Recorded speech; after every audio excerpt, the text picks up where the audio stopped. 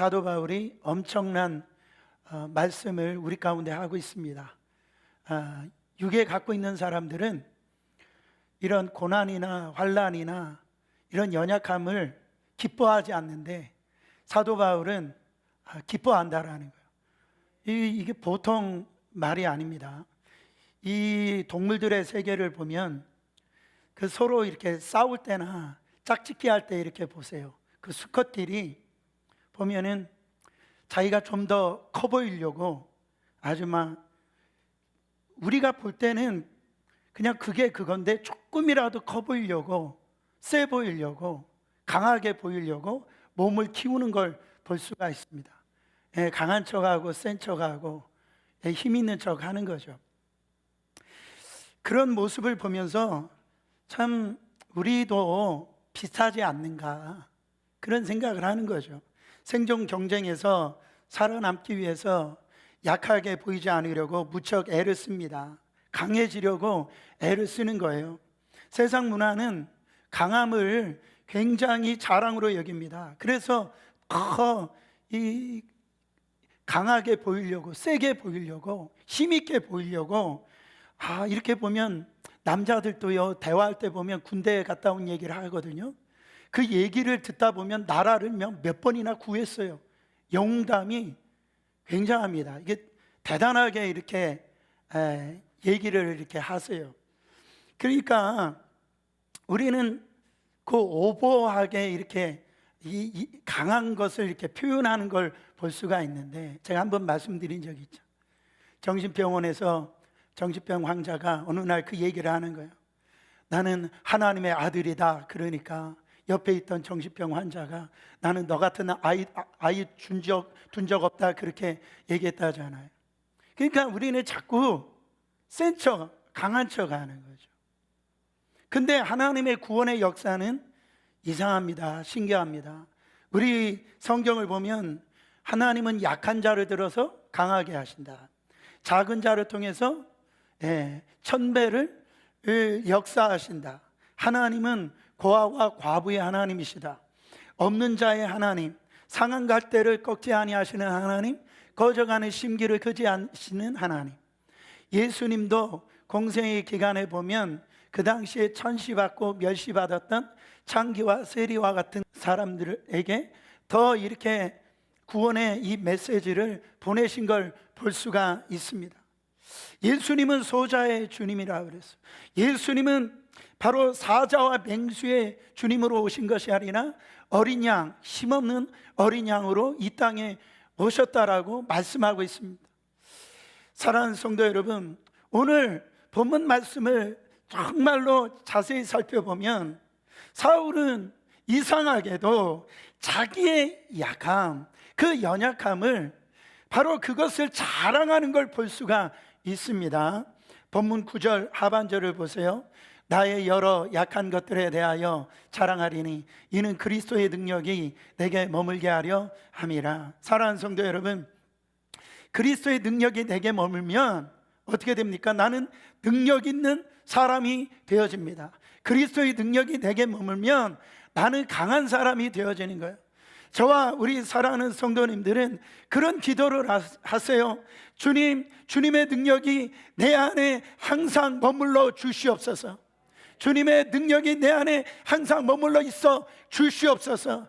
예수 그리스도의 능력이 내 안에, 여러분 안에 머물러 있기를, 아니 머물러 있음을 믿으시기를 예수 그리스도 이름으로 축원합니다. 그러기 위해서 그리스도의 능력이 내 안에 머무르는 것이 중요한데 어떻게 해야 주님의 그 능력이 내 안에 머물러 있냐라는 거죠. 사도 바울은 분명히 오늘 선포합니다. 나는 여러 약한 것들에 자랑한다 그랬어요. 표준세 번역으로 보면은 그리스도의 능력이 내게 머무르게 하려고 나는 더욱더 기쁜 마음으로 내 약점을 자랑하려고 합니다. 나에게는 한 가지 약점이 아니죠. 여러 가지 그 약점이 있는데 오히려 그 약점을 주님이 내 안에 머무르기 위해서 그 약점을 자랑하고 기뻐한다라고 말씀하고 있다라는. 사랑하는 성도 여러분, 사람마다 다 약점이 있습니다. 조각 같은 미남이라 할지라도, 미녀라 할지라도 다 약점이, 연약함이 있다라는 거죠. 성경에서 정말로 대단한 사람이라고 하면 사도 바울인데, 사도 바울에게 약점이 있었다라는 거예요. 그것을 사도 바울은 오늘 가시라고 표현한 걸 볼 수가 있어요. 사단의 가시라고 표현합니다. 이 헬라어로 스콜롭스라고 하는 말을 썼는데, 이건 말뚝이라는 의미죠. 우리가 작은 가시 하나 우리 손에 박혀도요, 온몸이 아픔을 느끼고 괴로움을 느낍니다. 근데 이 말뚝이 뾰족해 가지고 내 안에 박혀 있다라고 생각해 보세요. 사도 바울은 이걸 사단의 가시라고 그렇게 표현을 합니다. 성경학자는 이것을 안질이다, 이런 간질이다, 이런 어떤 육체적인 질병을 이야기하는데요. 여러분 아시잖아요. 사도 바울은 어디 가든지 병을 고쳤는데, 본인이 사역할 때 보면 이제 간질이 되면 막 거품을 물고 이렇게 쓰러지는 거예요. 그러니까 사역에 있어서 방해가 되어지고, 그것으로 인해서 사람들이 멸시하고 손가락질을 하는 겁니다. 그래서 사도 바울이 이것을 놓고 8절에 보면, 내게서 떠나가기 위하여 내가 3번 주께 간구하였다 그랬어요. 3번만 기도했겠습니까? 아주 전심으로 죽기 살기로 이 병이 떠나가기를 그렇게 기도했을 거예요. 사단의 가시를 뽑혀지기를 기도했다라는 거죠. 근데 이 계속 하나님이 이 기도에 안 들어주시는 거예요. 너 계속 그 가시 가지고 있으라는 거예요. 계속 문제가 있는 겁니다. 그때 주님의 응답이 9절 말씀에 보면, 오히려 나에게 이르시기를 내 은혜가 내게 족하도다. 아니, 지금 고난이 있는데요, 지금 막 이 괴로워서 견딜 수가 없는데, 아니 어떻게 하나님의 은혜가 나에게 족하다니요? 그 고난과 그 문제를 해결해 주셔야죠. 고쳐 주셔야죠. 주님은 아니라라는 거예요. 그 은혜가 왜 족하냐? 이는 내 능력이 너의 약한 데에서 나의 능력이 온전해진다라네요. 네가 약할 적에, 연약할 적에 주님의 능력이 나타난다라는 거예요. 너가 신앙생활 잘한다라고 하면 내가 내게 능력 줄 수 없다라.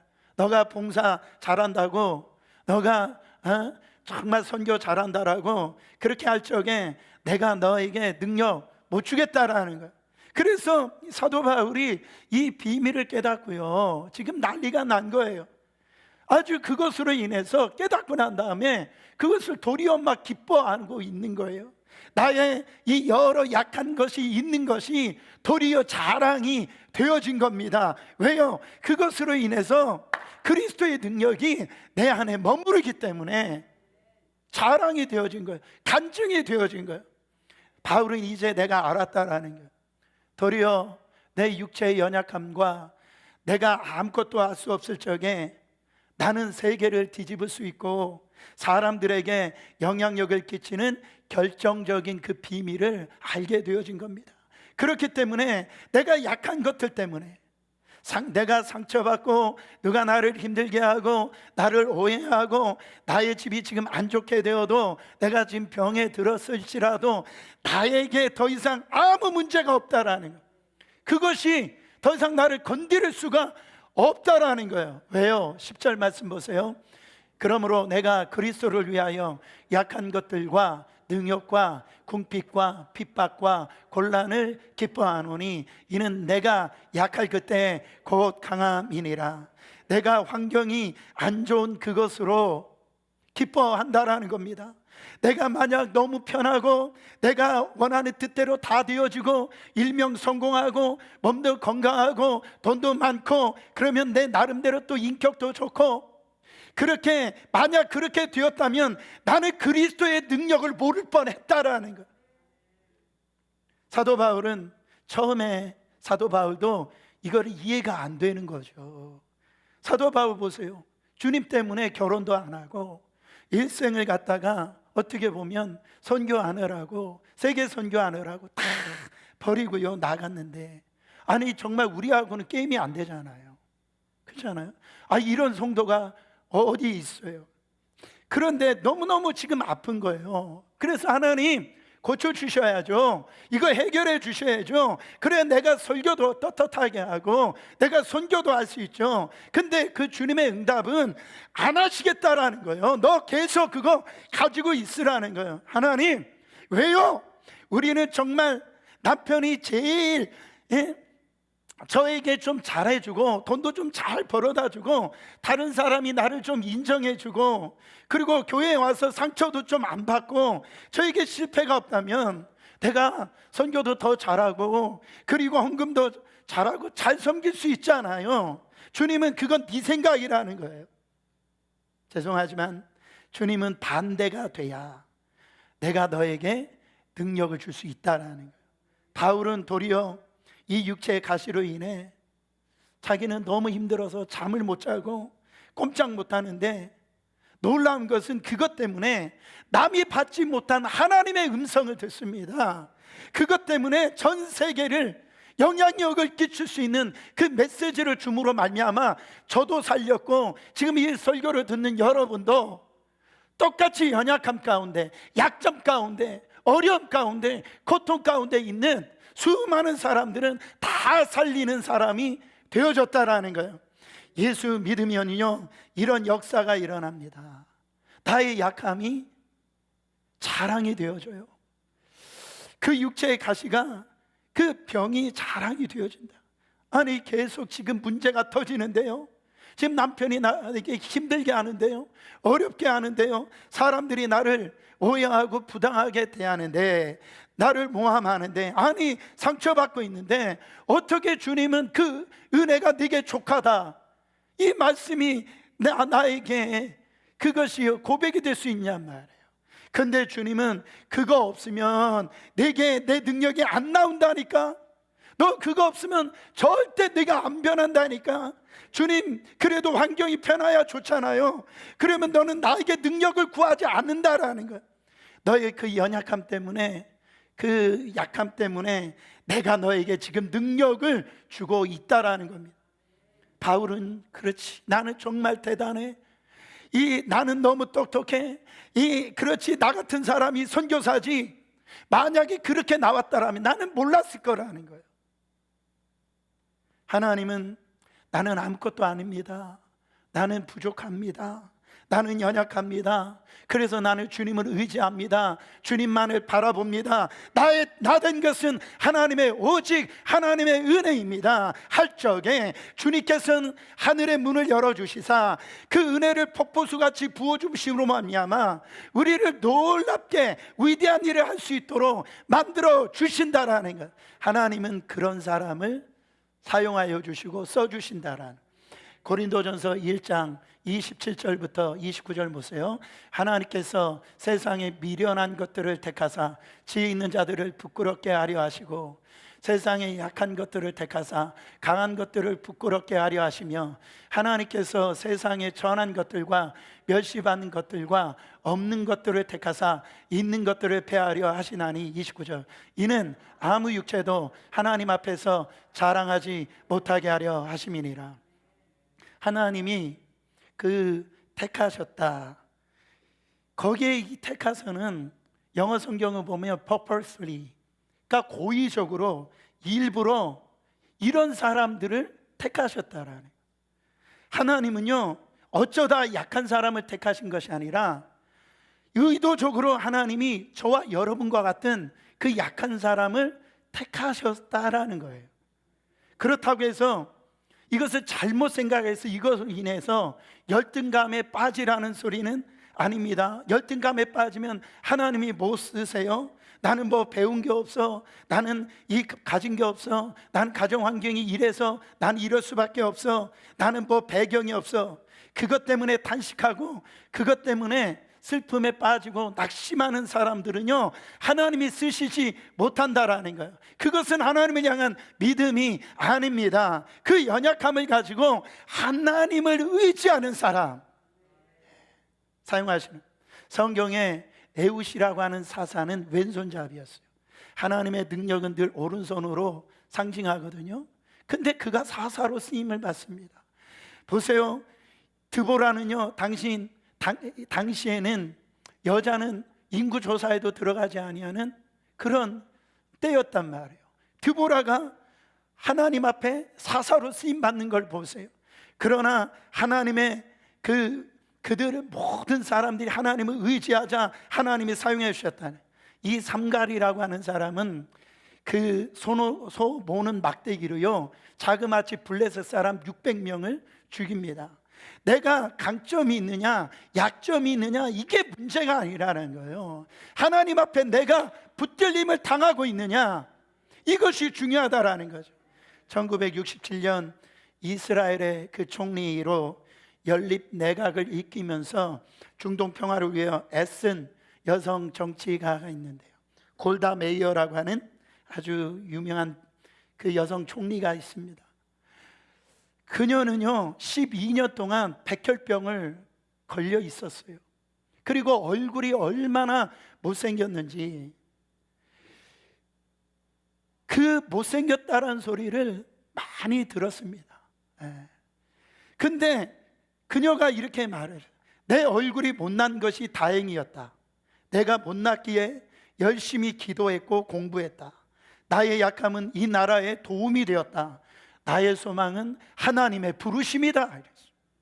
지금 사랑하는 성도 여러분, 나에게 이런 미모가 없든지 뭐 능력이 없든지 돈이 없을지라도 하나님 앞에 붙들리게 하면 하나님이 우리의 소망이 되어 주신다라는, 하나님이 우리에게 약점을 허락하신 이유가 뭡니까? 연약함을 허락하신 이유가 뭐예요?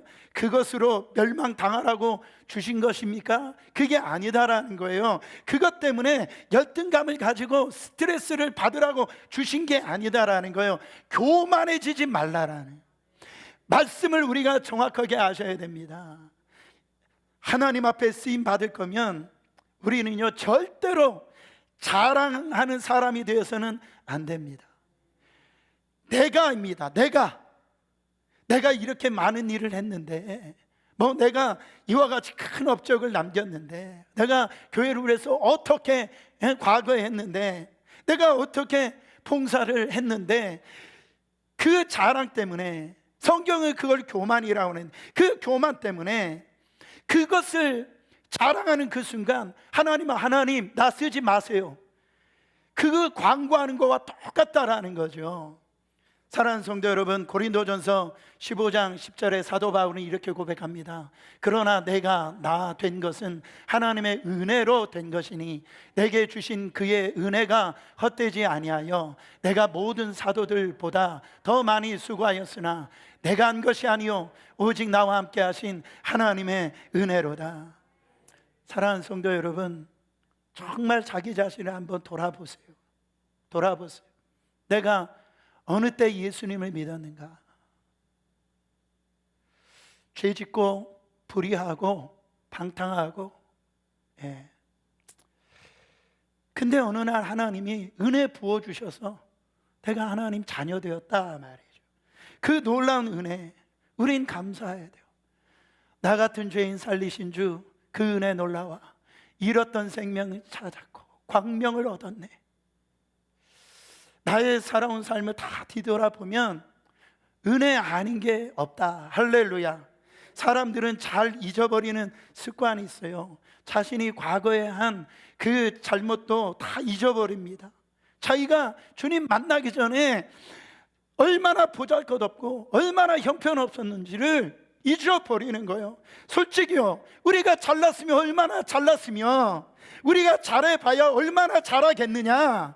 우리가 아무리 잘나봐야 하나님 보실 때는 그저 그렇다 이 말이에요. 우리가 똑똑해봐야 하나님 보실 때는 똑같다 이 말이에요. 이 약점의 이 신비를 깨닫는 이 사도 바울이 고백합니다. 고백한 말씀이 7절 말씀이에요. 여러 계시를 받은 것이 지극히 크므로 너무 자만하지 않게 하시려고 내 육체에 가시곧 사탄의 사자를 주었으니 이는 나를 쳐서 너무 자만하지 않게 하려 하심이라. 나를 너무 자만하지 않게 하시려고, 교만하게 하지 않으시려고, 나로 하여금 바로 주님 앞에 올바로 쓰임받게 하시기 위해서 하나님께서 나에게 때로 이 가시를 허락해 주신다, 이 말씀이라는 거예요. 바울은요, 얼마든지 자기 일을 드러낼 수 있었어요. 자기를 자랑할 수 있었습니다. 교만할 수 있었어요. 바울은 아주 신비한 체험을 했습니다. 그 영적으로 이 사도 바울이 받은 계시는요, 대단한 거였어요. 그는 천국에 들어갔어요. 3층 천을 경험했습니다. 그를 볼 뿐만 아니라 하나님이 이루 말할 수 없는 비밀을 사도 바울에게 다 얘기해 주셨다라고 그랬어요. 분명하게 여러분, 환상과 계시를 그가 들었어요. 얼마든지 교만할 수 있었습니다. 그는요, 다메섹 도상에서 하나님의 영광의 빛을 경험을 했어요. 그는요, 말씀 전하다가 말씀 들었던 그 사람이 창가에 떨어져서 이 죽은 유두고를 갖다가 살렸던 사람이요, 얼마나 기적을 많이 베풀었는 사람인지 몰라요. 주님을 위해서 다 버렸다니까요. 성경의 3분의 1을, 신약 성경의 3분의 1을 사도 바울이 다 썼다라는 거예요. 바울의 이 열정 누가 따라갑니까? 바울의 이 신학적인 지식 누가 따라가요?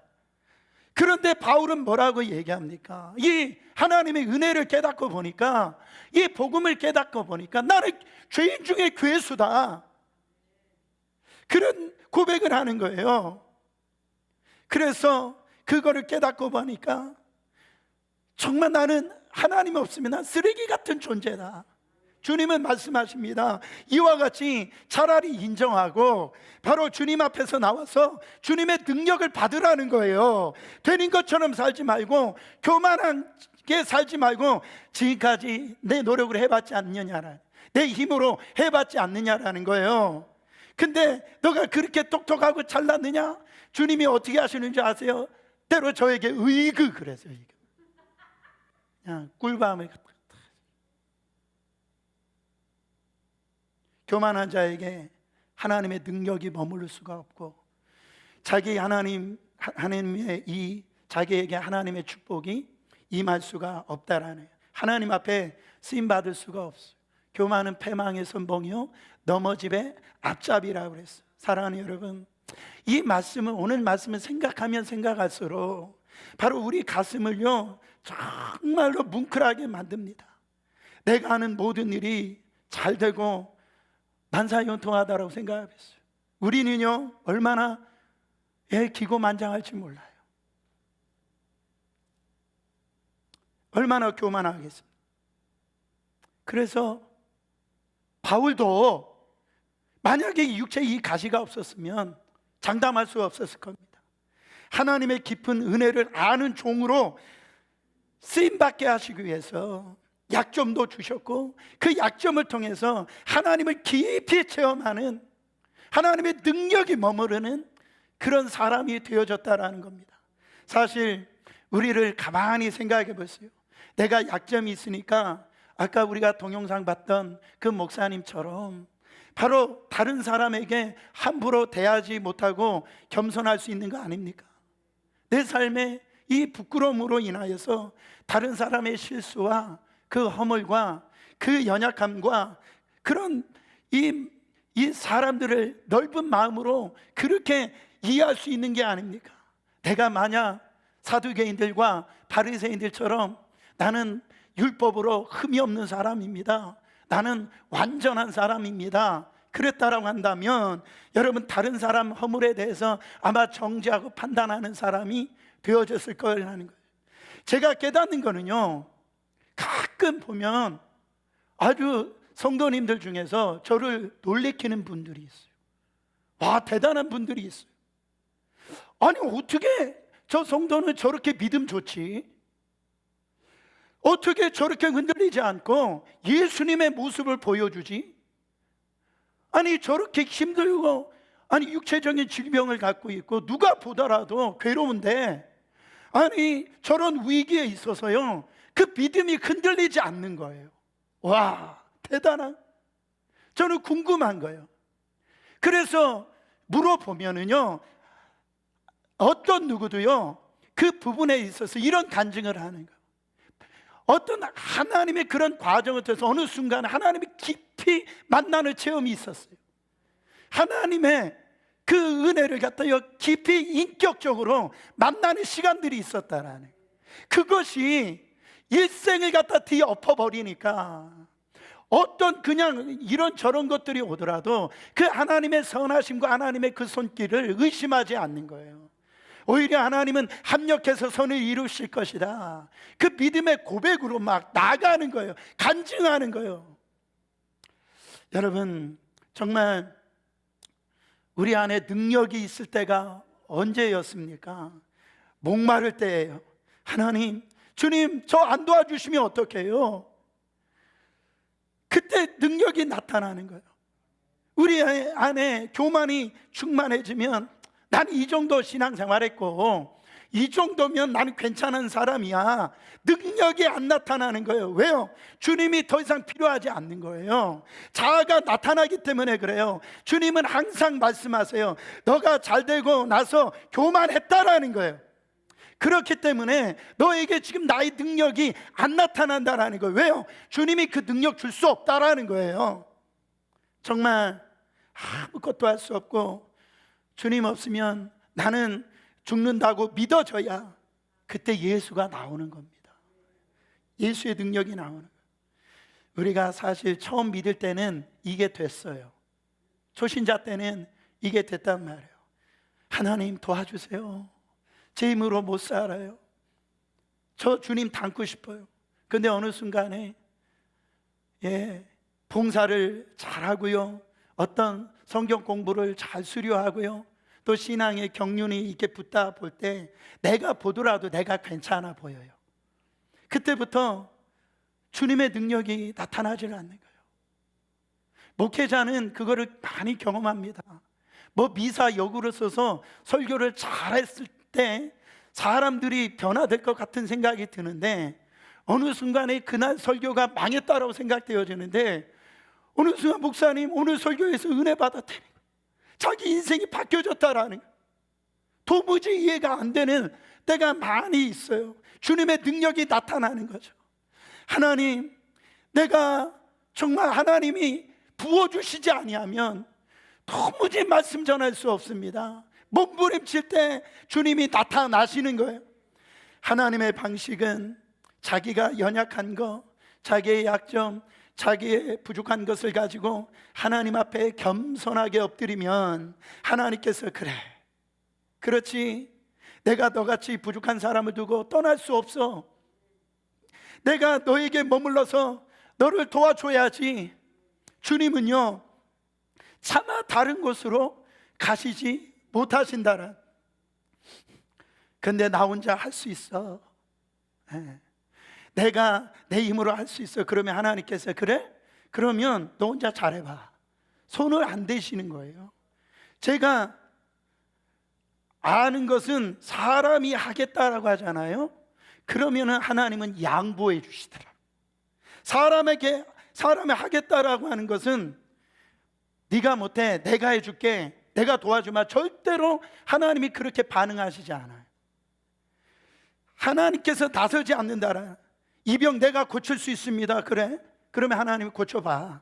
이 문제 내 힘으로 해결할 수 있습니다. 그래? 그거 참 잘됐다. 나는 손 떼마. 네가 알아서 해. 이 사업 나 혼자 힘으로 할 수 있습니다. 그러면 그렇게 해봐. 하나님은요 손을 떼시더라고요. 사랑하는 성도 여러분, 분명히 기억하세요. 하나님은요 인간과 경쟁하시질 않아요. 이 말의 의미를 아셔야 됩니다. 사람이 하려고 하면 하나님은 물러나신다라.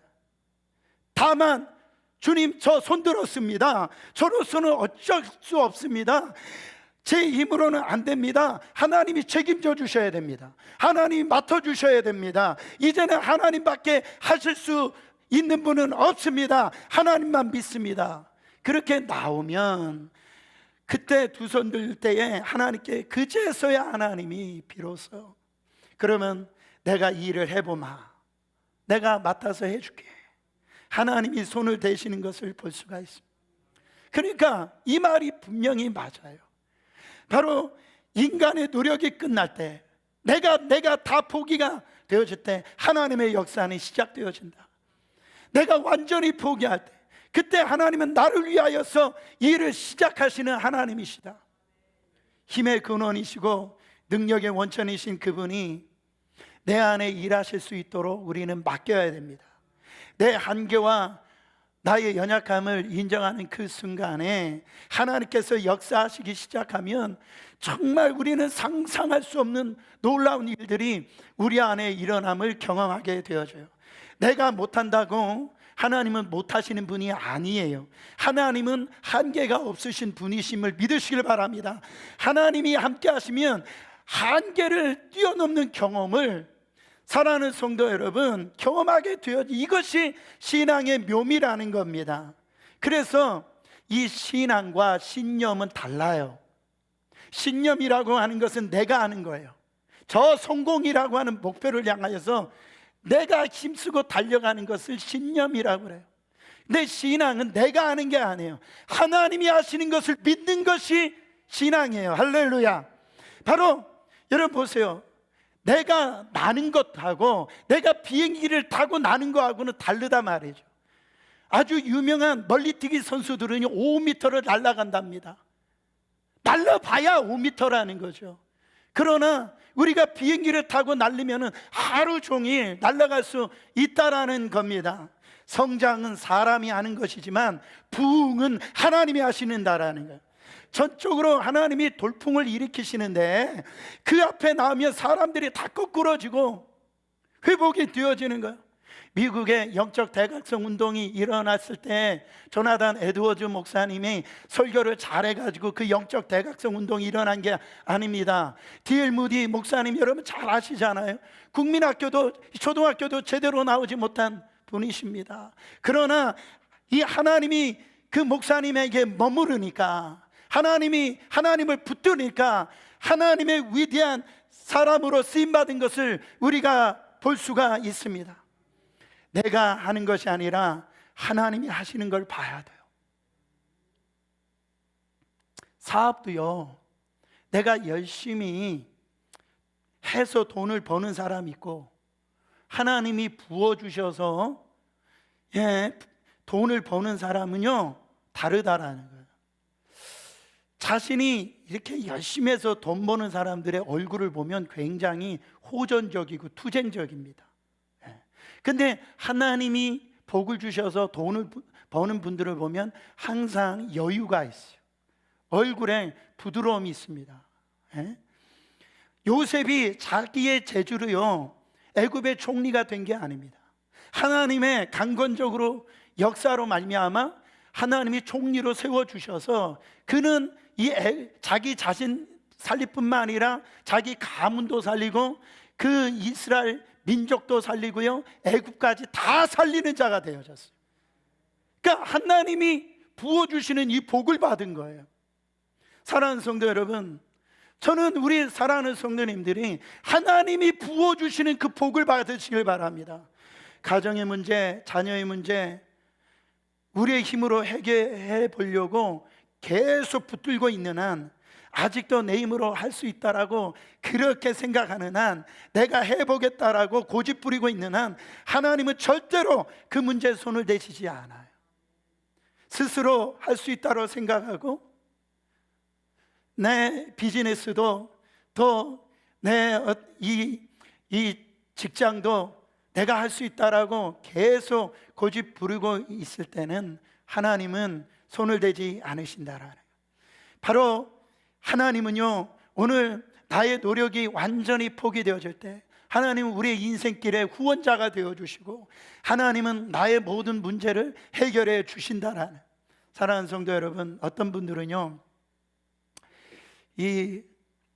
이런 얘기 하시는 분들이 있어요. 아유 목사님, 아니 어떻게 내 인생이 이렇게 꼬이는지 모르겠어요. 왜 안 풀리는지 모르겠어요. 아이 사업도 그렇고 가정도 그렇고 자식도 그렇고 내가 하는 일도 그렇고 뭔가 이 복잡한 그냥 실타래가 얽혀 있는 것처럼 왜 그런지 모르겠어요. 근데 사랑하는 성도 여러분, 한번 잘 생각해 보세요. 아직도 내 힘으로 내가 할 수 있다라고 발버둥치고 있지 않냐 말이에요. 아직도 내 힘을 믿고 내 능력으로 할 수 있다라고 교만하기 때문에 아니냐 말이에요. 하나님 앞에 완전히 항복해 보세요. 하나님 앞에 두 손 들고 나와 보세요. 그러면 하나님이 완전히 전적으로 책임져 주시는 하나님의 은혜를 경험할 줄 믿습니다. 모세를 보세요. 그는 애굽의 왕자로 자랐습니다. 애굽의 학문을 다 배웠어요. 그리고 권력이 있었습니다. 그래서 그 권력을 가지고 자기 민족을 구원하려고 했지만 어떻게 됐어요? 살인자가 되어져서 광야에 이렇게 쫓겨 나게 되어졌다. 근데 어떻게 됐습니까? 그가 그 인생의 모든 것을 다 포기하고 가진 것을 다 잃어버렸을 때 남은 것은 이제 마른 지팡이, 그 모든 것을 거기에서 의지한 채로 바로 양치기 하는 그런 삶이 되었을 때 나는 아무것도 할 수 없다는 사람이 되어지고 연약한 사람이 되어졌을 때, 그가 정말 약한 자가 되었을 때 하나님이 그에게 후원자로 나오신 걸 볼 수가 있습니다. 하나님의 약함을 아는 이 모세에게 하나님의 그 능력이 임했기 때문에 그래요. 모세 안에 머무른 하나님의 그 능력이 그를 하나님의 위대한 하나님의 사람으로, 종으로 사용하신 줄 믿으시길 바랍니다. 사랑하는 여러분, 야곱을 보세요. 야곱은요 얼마나 똑똑했는지 몰라요. 자기 머리가 얼마나 비상했는지 몰라요. 자기 의가 얼마나 강했는지 몰라요. 근데 하나님 앞에 이제 의지할 것은 이제 다 없는 야복강 강가에서 자기가 의지했던 것, 재산 다 앞에 보내고 자기의 남아있던 가족도 다 그 야복강 너머로 보내고 이제 하나님 앞에 이제 주님 없으면 안 됩니다. 주님이 도와주셔야 됩니다. 나는 이제 나의 의지했던 것 모든 걸 다 포기합니다. 그 하나님의 천사와 씨름할 때 어떻게 되어집니까? 환도표가 쳐지고 이제는 하나님의 도우심이 없으면 나는 살 수 없다. 그렇게 되어졌을 때 분리에 하나님의 그 빛이 임함으로 말미암아 그의 이름을 바꿔주셔서 이스라엘로 바뀌어지는 놀라운 축복을 받은 것을 볼 수가 있습니다.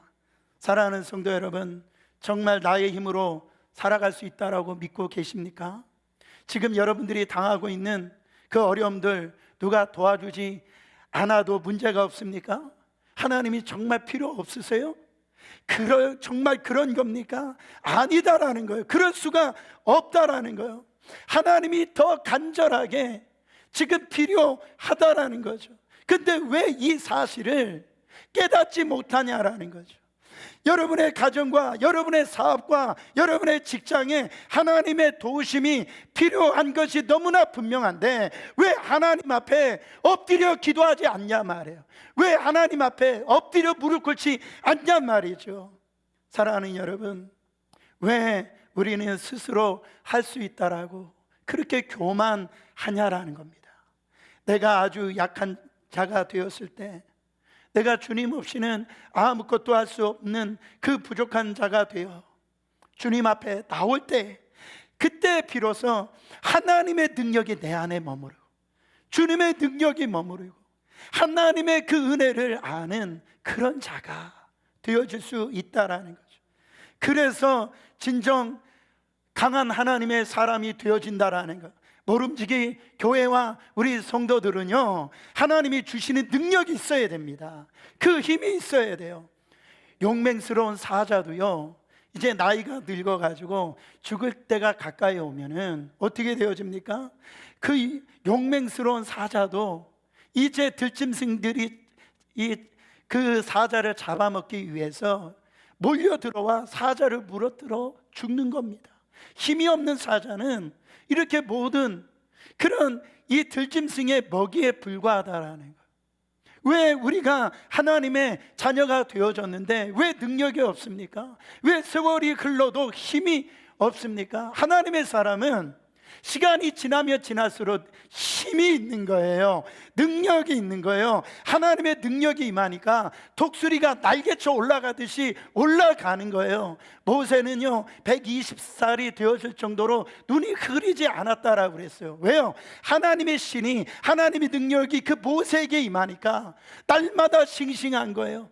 능력이 나타나는 거예요. 사랑하는 성도 여러분, 하나님의 능력이 여러분 안에, 여러분의 가정과 일터 위에 항상 머물러 있기를 예수 그리스도의 이름으로 축원합니다. 그래서 하나님 앞에서 강한 자가 되십시오. 어둠의 권세를 물리치는 강한 사람이 되세요. 사단과 싸워서 승리하는 사람이 되어달라는 거예요. 이런 일에 시험 들고 저런 일에 허우적거리고 맥 빠진 성도가 되지 말라라는 거예요.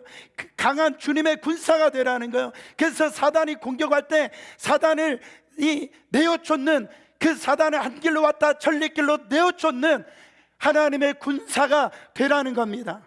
결국은 연약함을 인정하고 하나님의 주신 저 십자가 앞으로 나아가라는 겁니다. 연약함을 인정해야 됩니다. 사단은 그 연약함을 인정하는 것을 실패의 길이라고 우리를 속이는 거예요. 너 하나님 없이도 성공할 수 있다, 이런 얘기를 하는 거예요. 꼭 명심할 것은 나는 아무것도 할 수 없다 그래가지고 거기서 끝나면 안 된다. 거기서 끝나면 어떻게 돼요? 슬럼프에 빠집니다. 그리고 슬퍼지는 거예요, 인생이. 근데 그때야말로 내가 주님의 십자가 앞에 나갈 수 있는 시간이구나. 내가 그 십자가 앞에 나가는 그 순간 주님은 뭐라고 하십니까? 내가 다 바꿔주겠다라는, 내가 너에게 능력 주고 은혜 부어주고, 그래서 그 주님의 그 은혜가 내 안에 머문다라는 겁니다. 날마다 나의 연약함을 가지고 십자가 앞에 나가시길 바랍니다. 저 십자가는 우리의 연약함과 나약함을 다 받아주셔서 그것을 통해서 우리 안에 진정한 기쁨과 감사와 정말 하나님 앞에 영광 돌리는 그 믿음의 사람으로 만들게 되어진 거예요. 여러분, 우리의 삶을 이제 주님 앞에 한번 저 십자가 앞에 우리가 돌아봤으면 좋겠어요. 지금 내 안에 주님의 능력이 머무르고 있습니까? 왜 머무르고 있지 않습니까? 왜 그 가시를 통해서 어떤 사람은 하나님의 그 은혜를 더 경험하고 강한 자로 세워지는 사람이 있는가 하면 그 가시로 원망 불평하면서 그것을 시험받고 넘어지는 사람이 있냐라는 거죠. 사랑하는 여러분, 영적으로 교만한 거 아닙니까? 그래서 나는 하나님의 은혜 없이도, 하나님의 도우심이 없이도 살 수 있다라고 해서 무릎 꿇지 않는 거 아닙니까? 오늘 하나님은 바로 나는 연약합니다. 나는 주님 없으면 나는 살 수 없습니다. 주님이 필요합니다. 주님 나를 도와주세요. 그렇게 연약한 채로 십자가 앞에 나가는 자에게 하나님은 능력을 주셔서 바로 위대한 하나님의 사람으로 사용하실 줄 믿습니다.